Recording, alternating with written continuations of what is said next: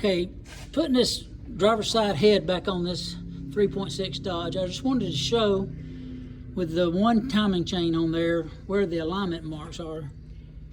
Of course, you've got these black links here and here that line up with these two slots on the cam phasers.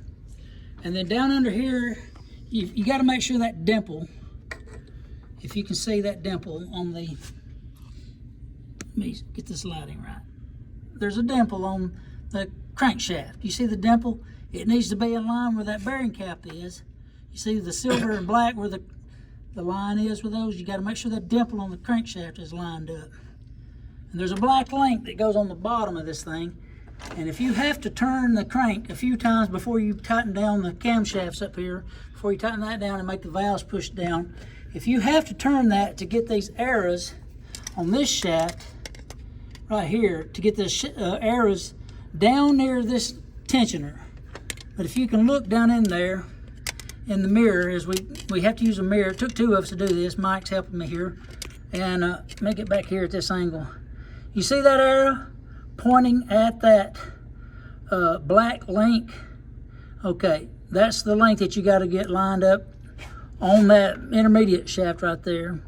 And that intermediate shaft is all lined up with this tensioner right here.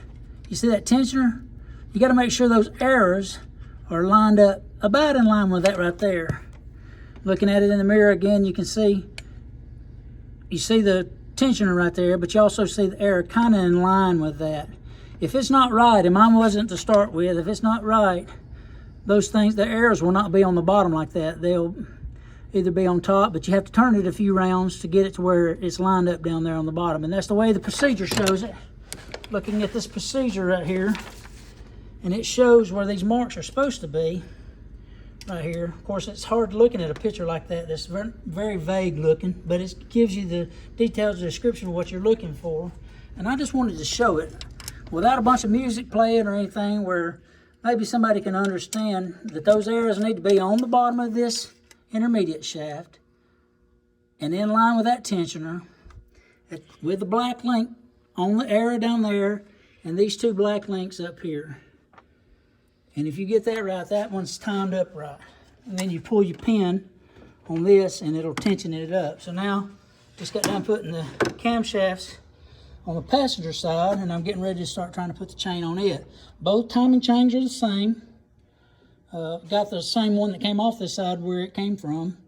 But both of the chains are the same with the plated links in the same place. So now we're fixing to start on this one. First step is going to be to line the arrow up down there and get this one, this cam phaser right here put on. Just wanted to show that. Okay, got both timing chains on. Passenger side, same as the driver's. Got these lineup marks. Got the plated links that are black. Get those two lined up. I started with this one, put this one on first. Put the chain on and slid it on at the same time to get in behind this chain follower. And then on the bottom, still the same thing. You got the one link that's got the arrow on it. Down in there, if you can see that arrow.